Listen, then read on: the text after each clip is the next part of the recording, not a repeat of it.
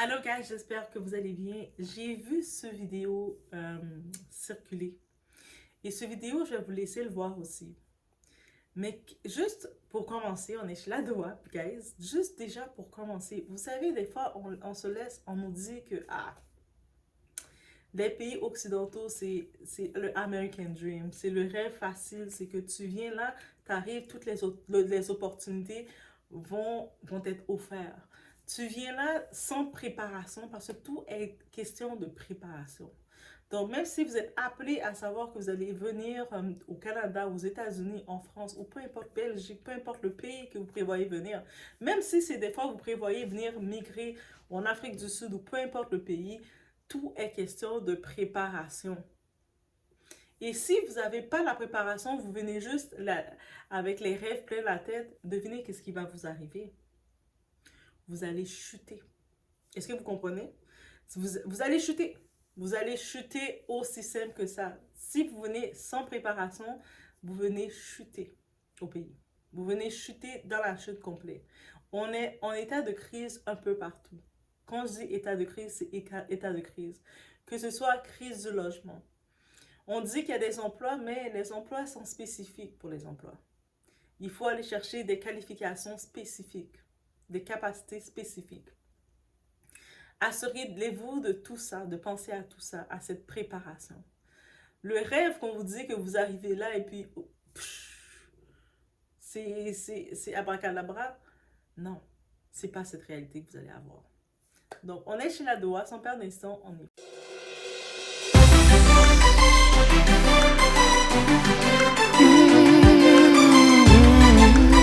Il y a cette vidéo qui circule sur les réseaux. Cette vidéo, elle est filmée, je peux voir déjà c'est quelle station. C'est au centre-ville de Montréal. C'est en plein cœur de Montréal. Et on voit, il y a beaucoup plus de migrants, beaucoup plus de gens qui se retrouvent à dormir dehors, à plein dehors là. C'est-à-dire que on voit ces personnes-là qui dorment dehors, ils ont même pas de bagages, rien là. Ils sont juste, il y a un petit drap, des petits bouts de carton, des petits draps, et puis ils sont couchés. Ils en profitent pour venir se coucher dehors parce que le soir, on peut imaginer que c'est compliqué. C'est très chaud le soir. Le soir, tu ne peux pas nécessairement venir te coucher. Tu ne peux pas nécessairement vraiment dormir parce que c'est chaud. Il y a un petit peu les activités qui se font dans les cas d'itinérance. Ça, c'est notre réalité qu'il faut être conscient. C'est-à-dire que vous venez dans un endroit sans préparation, il faut s'attendre à ça. Et avec, vous savez, 2024, malheureusement, avec tout ce qui se passe, toutes les histoires qui se passent, on n'est plus confortable de laisser quelqu'un rentrer chez soi. On sait les risques que ça implique. On sait malheureusement que combien de personnes qui ont même perdu la vie en ouvrant leur porte en disant à quelqu'un « Oh, mais je voulais faire une bonne action, j'ai une chambre supplémentaire qui est vide, viens passer quelques temps dans ma chambre, dans cette chambre-ci, de temps de préparer ta vie. » On ne peut plus faire ça. Même si tu as ta chambre de vie, tu ne peux plus oser mais inviter même quelqu'un à venir manger, boire une soupe chez toi, tu ne peux plus le faire. Parce qu'on sait comment le monde est méchant, le monde sont terribles. C'est-à-dire que malheureusement, ces personnes-là qui se retrouvent en cas d'itinérance, c'est comme un peu le Los Angeles. Il y a des vidéos aussi qu'on voit le Los Angeles, qu'on entend parler, qui, en plus d'être ravagés par les produits illicites dans leur dépendance finie, on les voit aussi, il y en a qui sont juste, qui n'ont pas eu la possibilité, parce que Los Angeles aussi, il y a l'état de crise des maisons et tout, ils n'ont pas la possibilité même de payer une maison. Des fois, on regarde à Los Angeles, j'entendais leur cas de crise pour près un carré de presque une chambre, et même pas une chambre, un studio, qui était presque monté à 2000 et quelques par mois. Donc, c'est état aussi de crise. Il y a des gens même qui travaillent et qui ont leur boulot, mais qui montraient qu'ils vivaient dans leur auto tellement que l'état de crise de l'habitation était dur. Imaginez maintenant quelqu'un qui travaille dans son bureau, qui a quand même son salaire et qui ne peut même pas se payer sa maison là-bas. Et puis, cet état de crise, elle vient partout dans les villes, elle vient nous toucher de partout. C'est-à-dire que oui, j'avais entendu, ça me rappelle quelque chose, il y avait un type qui me disait au pays, au pays, en Haïti même, il me disait, lui, moi j'aime mieux aller être en cas d'itinérance dans les pays occidentaux, même si c'est aux États-Unis, même si c'est au Canada. J'aime mieux être itinérant dans ce pays-là que d'être dans l'État, d'être dans une maison chez moi en Haïti et que je ne peux pas travailler. ou que je suis dans l'État, la situation d'Haïti, être itinérant dans les pays occidentaux, la vie est belle, c'est plus beau. Qui vous a dit que c'était plus... État d'itinérance, là, oui, c'est sûr, vous allez vous retrouver dans des lieux dont vous allez dormir dans le métro, dans les coins. De temps en temps, les policiers vont un peu vous chasser. Les propriétaires vont vous chasser des lieux quand vous restez trop longtemps parce que, vous arrivez peut-être, oui, de temps en temps, vous allez trouver des toilettes publiques pour essayer d'aller vous rafraîchir un peu.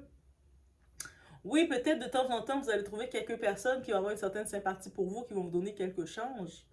Mais en réalité, l'état de crise que c'est, quand vous êtes à la rue dans ces pays-là, vous êtes plus rien. Il y a, la beauté de ce pays-là, vous ne le voyez pas comme nous qui souffrent, qui galérons, qui le voient. C'est-à-dire que moi, je peux dire, ouais, c'est galérant, c'est énervant de voir que tu reçois ta paye, le gouvernement te surtaxe. C'est énervant de toujours devoir payer, surpayer, surpayer. Mais au moins, on se dit, merci mon Dieu, j'ai ce travail. Merci mon Dieu que j'ai un endroit où dormir. Merci mon Dieu que j'ai des capacités de pouvoir faire. Parce que je le sais que c'est pas tout le monde qui est appelé à avoir ça. Donc oui, je me sens privilégiée dans la gratitude, je l'applique parce que je sais c'est quoi. Je me dis je sais c'est quoi, je sais que c'est pas tout le monde qui est appelé à avoir ça. Et puis il faut être réaliste, montrer ces images-là, de dire que c'est le problème de aller tenter sa chance ailleurs, c'est pas un problème. Mais quand vous prévoyez tenter votre chance, préparez-vous. Dites-vous pas que quand vous allez arriver, par exemple, au Canada, tout va venir la même façon qu'une personne qui est née dans le pays. Il y a un type aussi, j'en profite d'ajouter, il y a ce type-là, lui, tu sais, comme il m'avait montré son CV. Son CV était vide. Et quand je vous dis que c'était vide, j'étais comme, ils sont où tes expériences? Pourquoi tu les as pas mis? Ah, j'ai pas besoin de les mettre parce que ici, en Haïti, on fonctionne pas avec les CV. Ça, c'est ce qu'il m'a dit. Par contre, j'ai parlé avec d'autres personnes, d'autres Haïtiens, ils me disaient, mais non, on, on, on a des CV, il faut écrire comme ça fonctionne avec les CV. J'étais comme, ah, ben, lui m'a dit que non, l'Haïti ne fonctionne pas, il a dit, parce que lui ne veut pas travailler.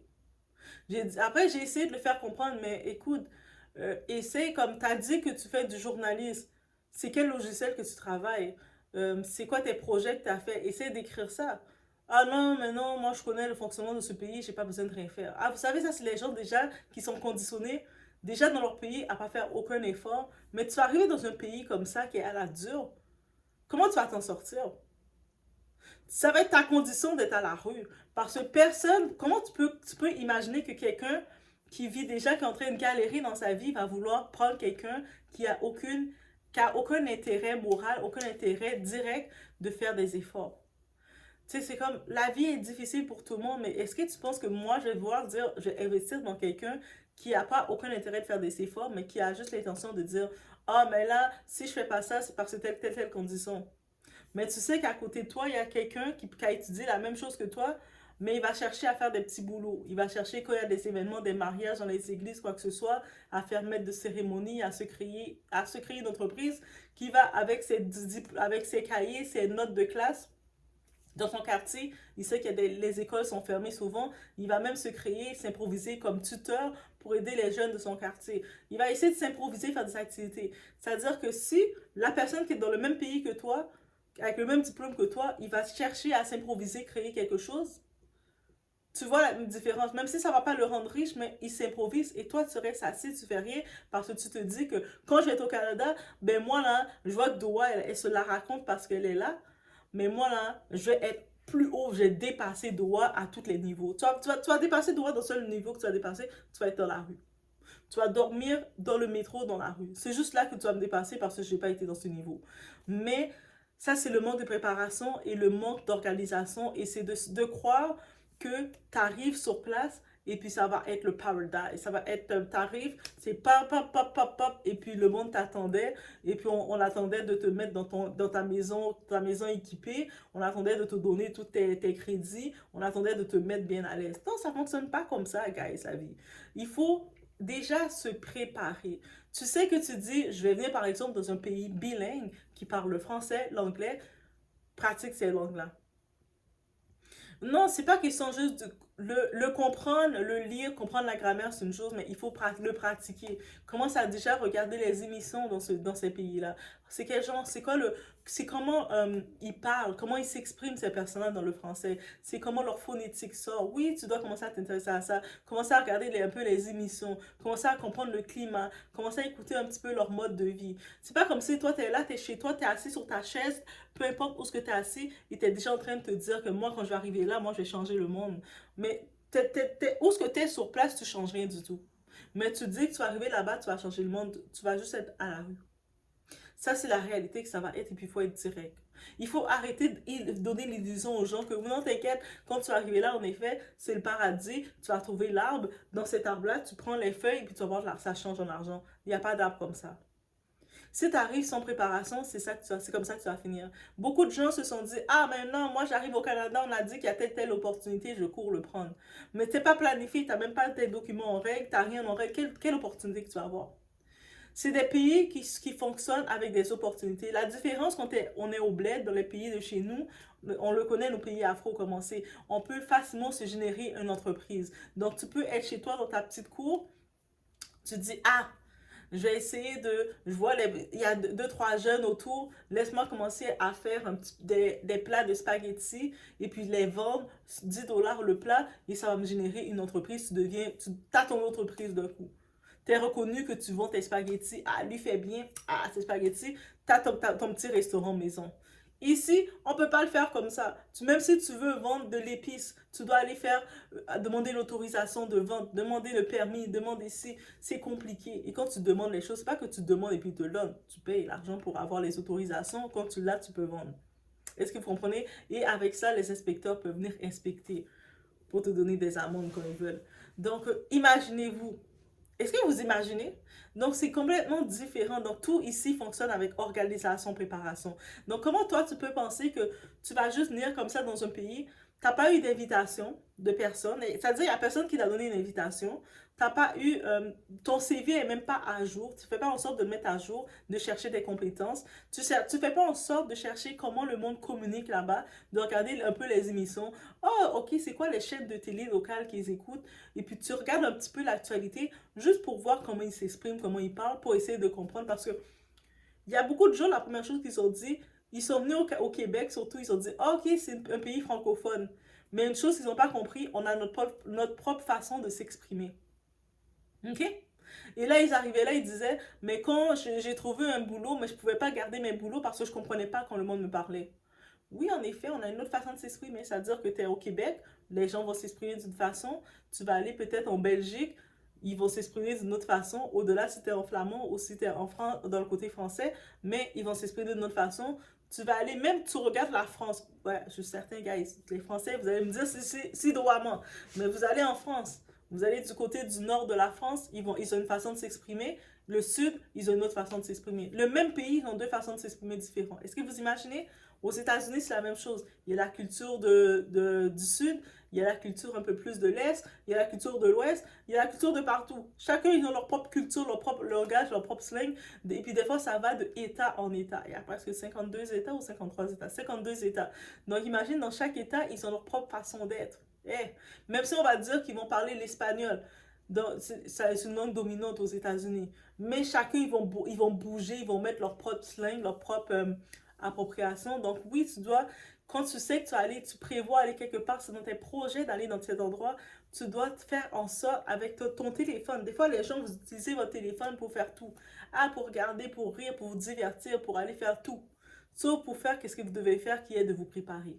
Et là, vous avez l'opportunité, vous vient d'atterrir dans le pays, vous êtes à la rue. Comment vous allez vous retrouver à la rue? Il y en a parmi eux qui se retrouvent à la rue parce qu'ils ont une mauvaise volonté. C'est-à-dire que peut-être qu'ils ont eu quelqu'un qui voulait les faire du bien, les faire rentrer au pays, parce que peut-être que ce soit un partenaire, peut-être que ce soit un ami, une famille, mais quand ils sont venus dans le pays, ils sont méprisants. Ah, c'est dans ça que tu vis, ta maison n'est pas grande, ah, c'est comme ça que tu fais les choses, ils commencent à vous mépriser. Et ces personnes-là, on les voit, ils commencent déjà à vous montrer de l'attitude que très rapidement, la personne qui t'a accueilli est dégoûtée de toi et te fout dehors. Oui, ça arrive beaucoup. Beaucoup de gens se font foutre dehors à cause de leur attitude, leur savoir-vivre. C'est-à-dire que c'est une règle de préparation d'apprendre son savoir-vivre quand tu es chez quelqu'un. Peu importe la personne qui t'accueille. Quelqu'un qui t'accueille chez toi, ce n'est pas ta mère, ce n'est pas ton père. tu dois avoir les règles de savoir-vivre. Et ça, c'est le rôle des parents d'apprendre à leur enfant la règle de savoir-vivre. D'apprendre à leur enfant d'aller, quand tu es chez tonton, comment tu te comportes. Quand tu es chez tata, comment tu te comportes. Quand tu es chez tes amis, comment tu te comportes. Et beaucoup de gens, ils manquent la règle de savoir-vivre. Ah, il y en a là, ils arrivent chez les gens n'importe comment, ils veulent plus partir. Même s'ils voient qu'ils sont pas accueillis. Moi, je dis, ma règle, c'est si tu es là chez quelqu'un, tu viens d'arriver chez quelqu'un, ça fait 10 minutes, la personne t'a pas offert ni de l'eau à boire, t'as rien offert à boire pour t'assécher. T'as pas dit, hey, tu veux prendre quelque chose à boire? Tu veux de l'eau? Qu'est-ce que tu veux prendre? T'offres rien. Ça fait 10 minutes que c'est la personne, tu, tu accélères ta venue. Oh, je vais pas rester, j'étais juste venu passer, je m'en vais, j'avais quelque chose d'autre à faire, j'étais juste venu passer, t'apporter ici, puis tu t'en vas. Mais il y a des gens qui comprennent pas la règle du savoir-vivre déjà. Et puis si tu prévois planifier de venir chez quelqu'un et t'as pas la règle du savoir-vivre, dis-toi que tu vas pas rester chez les gens. Les gens vont te dégager très vite. OK? Ça veut dire que ça fait partie de la préparation. La préparation fait partie de tout de suite commencer à dire, ah, moi, mon projet, c'est de venir au Canada. Mais tu dois regarder la réalité canadienne. Oui, là, tu vis dans ta réalité en Haïti, tu vis dans ta réalité au Congo, ou peu importe où ce que tu es. Mais ton plan à toi, c'est de venir au Canada, tu dois chercher cette réalité canadienne. Dis-toi pas que quand tu vas venir là, tu vas la découvrir. C'est pas sur place que tu vas la découvrir. Parce que dis-toi que même si c'est quelqu'un que tu aurais eu la chance d'avoir une copine ou quelqu'un qui peut te faire, ou un copain qui peut te faire remplir, te donner l'invitation, cette personne-là, est-ce que tu vas vraiment mettre l'embarras à cette personne-là qu'elle doit commencer à te prendre par la main et tout te montrer? Non. C'est-à-dire que tu dois montrer à la personne que tu dois être rapide d'esprit. Moi, je vous donne une petite anecdote. Je me rappelle, il y a plusieurs années de ça, j'étais allée à New York chez une tante. On dit une tante, on l'appelle, mais c'est comme une amie de ma mère. Et puis, j'avais fait 6 mois. En même temps, je faisais un cours d'anglais. Et puis, il y avait ma grand-mère qui était dans un centre. Bref, c'est une longue histoire. Mais je faisais un cours d'anglais. En même temps, pour moi, c'est l'occasion un peu d'apprendre un peu plus d'anglais. L'apprendre l'anglais quand on est dans un pays qui est complètement anglophone, c'est l'immersion complète. Ça nous force à parler l'anglais. Donc, bref. Et en arrivant là, quand tu viens chez quelqu'un, tu dois donner envie à la personne de te garder chez elle. Tu sais, tu dois pas être dérangeante. T'es pas là pour contrôler qu'est-ce que la personne fait. Même si tu vois la personne dépose ses affaires un petit peu n'importe comment, t'es pas là pour commencer à dire, ah non, comment tu pas. Non. T'es pas là. T'es là pour te faire petite. T'es là pour te faire petite et puis aussi, tu sais, comme, donc, peu importe où ce que tu es chez la personne, tu prends pas l'espace de la personne. Si tu vois la personne, par exemple, vous partagez la même chambre et là, tu vois que d'un coup, la personne, elle a besoin de son intimité dans sa chambre, elle ferme la porte pour garder son intimité, mais tu vas pas aller dans la chambre la déranger. Laisse-la dans son intimité, toi, tu restes dans ton petit coin puis tu fais tes trucs. Aussi simple que ça. Aussi, le côté de bienveillance, le côté aussi pas de bienveillance seulement, de savoir-vivre. Tu es là, tu vois que la personne se lève très tôt, se lève peut-être vers 5 heures du matin pour se préparer pour aller travailler, elle revient vers les 6 heures du soir. Tu le vois clairement qu'elle n'a pas le temps de préparer sa vie ou de rien apprêter. C'est pas question qu'on va t'appeler que tu es la boniche de service ou quoi que ce soit, que tu dis, ah, laisse-moi, j'ai un petit peu de choses, j'ai un petit peu d'argent. Maintenant, j'ai pas beaucoup d'argent, mais j'ai un petit peu de quoi. Laisse-moi acheter des petites côtelettes de porc, des petites côtelettes de viande, ou peu importe, des côtelettes de quoi. Et laisse-moi apprêter une viande au moins. Et puis quand elle arrive, elle rentre dans sa maison, ça sent bon. Ou sinon, la personne, tu vois qu'elle s'est levée vers 5 heures du matin pour aller travailler, faire sa routine, aller à l'école, faire ses trucs. Et là, elle a mangé son céréale ou quoi, mais elle n'a pas eu le temps de laver sa vaisselle. Elle l'a laissé dans le coin et dit, ah, je vais le laver en rentrant. Mais toi, tu sais que tu te lèves, tu es dans la maison de la personne. Ça va pas faire de toi une mauvaise, un boniche ou quoi que ce soit de faire sa vaisselle. Ça veut dire que toute la journée, la personne est venue, elle sait qu'il y a quelqu'un qui est chez elle, qui utilise son eau, qui utilise son électricité, et puis qui va avoir un bol, qui va pas nettoyer son bol. Eh, les gens, c'est comme ça que vous faites mettre dehors et puis vous retrouvez à la rue. Donc oui, ça fait partie de la préparation de comprendre ces règles-là. Aussi, quand tu arrives chez quelqu'un, tu dois toujours tout de suite penser à ton plan, c'est quand que tu dégages. Peu importe, même si la personne te dit, ah, il n'y a pas de problème, tu peux rester comme tu veux, tu dois tout de suite penser à quand que tu dégages. Soit que si tu arrives et tu étais là, qu'est-ce que je peux faire pour tout de suite trouver un boulot? Qu'est-ce que je peux faire pour tout de suite trouver de quoi? Parce que tu ne peux pas rester toute la journée chez la personne. Même si tu dois sortir et te promener, commencer à regarder autour, c'est quoi qu'il y a. Tu t'habilles, tu prends tes choses, tu regardes autour, c'est quoi qu'il y a. Ah, j'ai pu trouver une école ici. Ah, j'ai pu trouver, il y avait tel magasin ici. Ah, dans ce magasin-là, ils disent qu'ils ont besoin d'une caissière. Je vais y aller. Et tu y vas, appliquer. Des fois, même si au contraire, tu es venu pour apprendre la langue. Ah, c'est la bonne occasion.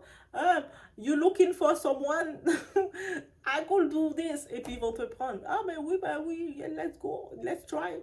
Ah, ils vont te donner la job. En plus, ils sont contents, ils vont pas te payer beaucoup, donc ils vont être contents. Au moins, la personne va être contente aussi de voir que tu te lèves, tu vas chercher un petit peu à galérer, faire ces petites choses. Ça encourage la personne. Mais quand la personne voit qu'elle s'est levée, elle est toute fatiguée, elle a envie de prendre la grasse matinée, mais elle doit se lever, et toi, tu es là toute la journée devant, elle entend la télé jouer. Le matin, elle entend la télé jouer. Le soir, la même télé qui joue.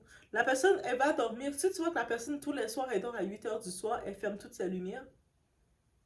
C'est comment tu te sens, toi? C'est quel état d'esprit tu te sens d'ouvrir sa télévision, de commencer à faire de regarder ta télé, puis de commencer à rire ou de parler au téléphone dans la maison de la personne. Après, tu t'étonnes que la personne un jour va dire j'en ai marre de toi, dégage.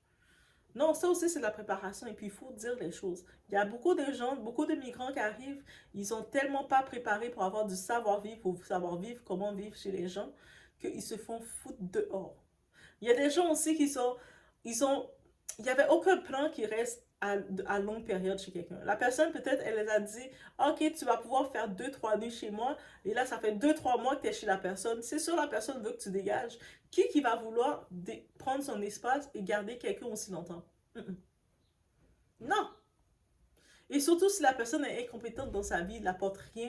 Tout ce que tu regardes quand tu payes tes factures, tu vois c'est une dépense. C'est-à-dire que toi, tu es là, tu t'es acheté, tu as fini de galérer, travailler, tu t'es acheté ta petite salade, tu sais que tu vas travailler, tu reviens, pendant que tu es en route pour revenir à la maison, tu te dis, ah, je vais pouvoir manger ma petite salade là. Je sais que je m'étais acheté cette petite salade là. J'ai tellement hâte de pouvoir manger ma petite salade. Et quand tu arrives chez vous, devine quoi, la personne a eu le temps pendant la journée de manger ta salade. Tu vois le bol de la salade dans l'évier. Parce qu'elle n'a même pas lavé en plus. Eh, ça c'est assez pour te faire pleurer là. Donc oui, tout ça il faut y penser. Ça veut dire que qu'est-ce qu'on peut retenir de tout ça et qu'est-ce qu'on doit retenir de tout ça? Les pays occidentaux, c'est pas le paradise comme ça si t'es pas préparé. Si t'es pas préparé, t'as pas du monde, vrai du monde dans tous les sens du terme. Et même si tu as du monde, tu peux pas mettre ta vie dépendre des gens comme ça. Surtout si t'es un adulte. Tu peux pas faire ça, là. T'arrives, tu commences à penser que la personne doit te faire vivre, tu vas commencer à faire tes plans sur la tête de le budget de la personne, sur le capital de la personne. Tu es qui, tu es quoi, tu es comment. Tu voulais quitter ton pays pour venir là, mais tu viens là, tu vas galérer, tu vas faire tout, tu dois te débrouiller pour faire de quoi. Ça veut dire que tu sais, tu commences à regarder, tu te dis, ah, moi, si je vais venir là, je vais essayer de voir si je peux faire je sais que j'avais déjà une profession, j'étais professeur, j'étais telle chose dans la chose. La première chose que tu fais, quand tu viens, tu commences à regarder, est-ce que je peux déjà au moins essayer de voir, avoir mes papiers pour aller travailler dans un centre de personnes âgées, même dans une agence, m'inscrire. J'avais telle expérience au pays, tu cherches ça. Et puis des fois, des fois, il y en a qui sont audacieux. Vous venez dans le pays, vous vous attendez à ce que c'est la personne qui soit responsable de vous servir de chauffeur privé. Audacieux que vous êtes. Et là, vous allez dire, ah, mais là, je suis venue chez elle et puis elle m'accueille pas bien. Mais elle n'a pas le temps de t'accueillir, elle a son propre quotidien. Elle t'a déjà accueilli chez elle combien de temps? Et puis dites-vous que c'est pour ça. 2024, il y en a beaucoup, on ferme nos portes. On ne peut plus vous accueillir chez nous.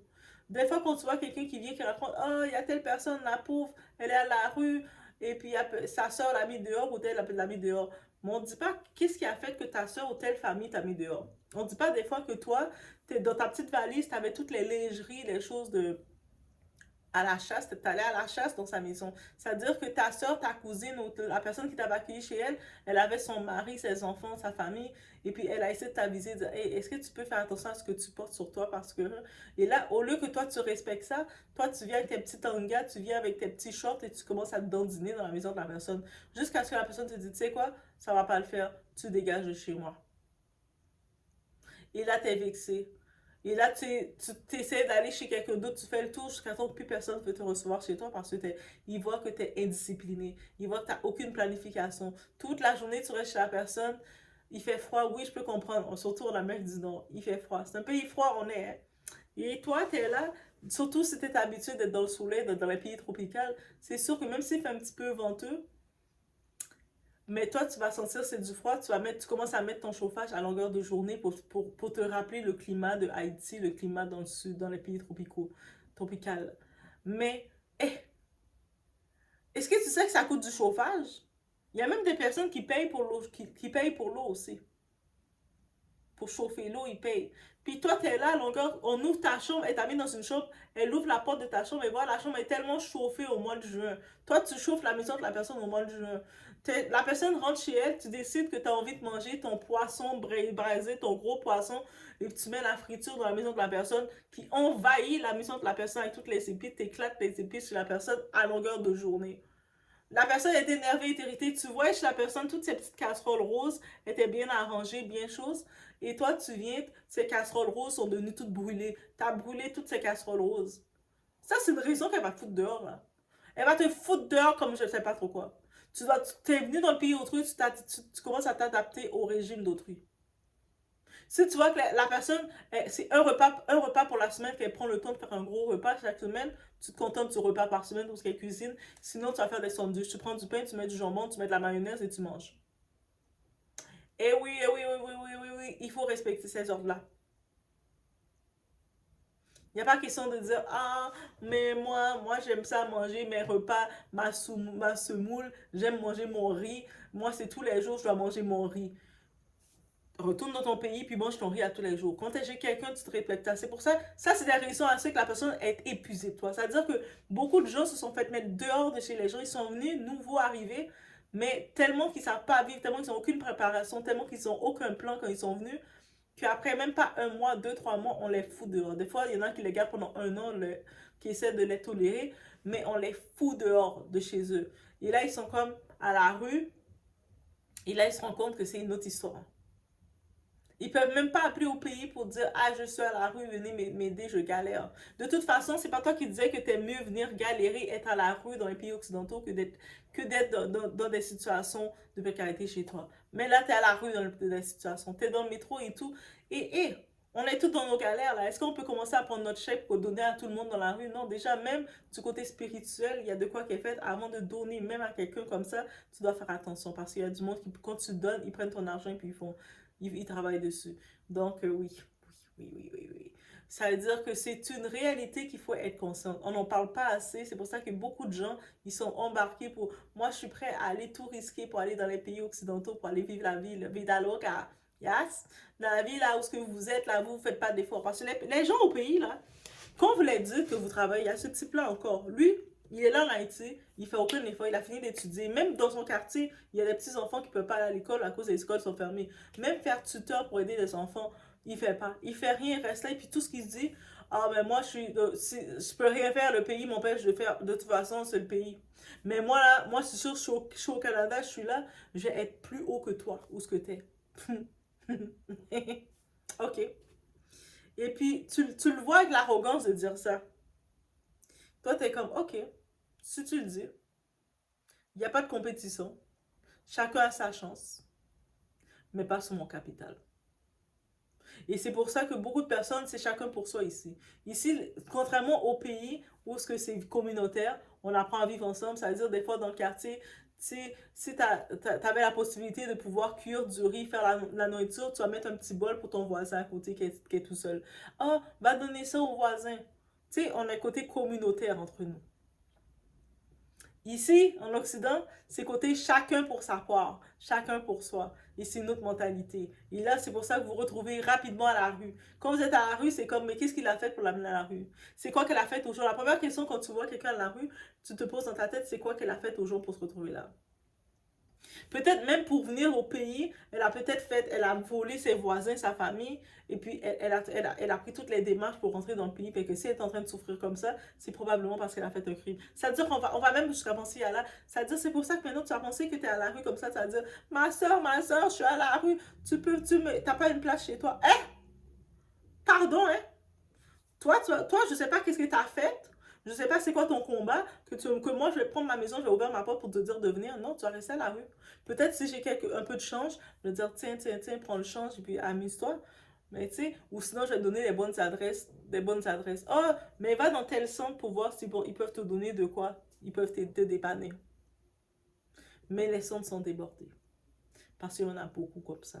que ce soit les nouveaux migrants qui arrivent, que ce soit ceux qui sont déjà sur place, les locaux qui sont déjà sur place, qui sont en état de crise, parce que soit ils ont perdu la job, soit pour problème de dépendance, soit pour toutes les raisons que vous pouvez avoir, mais ça devient beaucoup plus, ça devient c'est-à-dire quand vous voyez la femme, la jeune femme qui se retrouve à la rue, là, ici, dans un pays chacun pour soi, elle se retrouve à la rue, là, où est-ce que, elle risque de se faire, de se faire prendre par n'importe qui. Toutes les choses, elle est à risque de tout. Mais comme elle préfère mieux être dans cet état-là qu'être chez elle. Parce qu'elle a décidé que être pauvre en Occident était plus gratifiant pour elle que de galérer dans son pays. Mais c'est ça qui arrive. Je vous laisse sur cette réalité. Soyez conscients de ça.